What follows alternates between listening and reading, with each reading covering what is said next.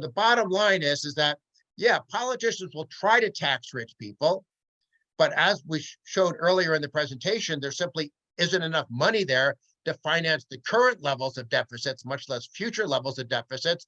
And when you factor in the Laffer curve, they're not even going to collect the revenue that they're currently projecting. So I think that's a non-starter. So this brings us to point number 5. You're going to have big tax increases on ordinary people if you don't reform entitlements. Here's a chart showing the tax burden on on all developed countries. The US is way down toward the bottom. In European countries, and this is the average household, not rich people. In the average household in Europe, you're taxing, in some cases, more than 50%, but in almost every country other than Switzerland, more than 40% of an average household's income winds up getting diverted into government coffers.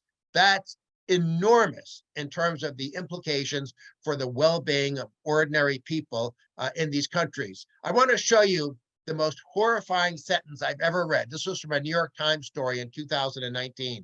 It was about a low-income person in Spain, or it was about broadly speaking, about low-income people in Spain generally.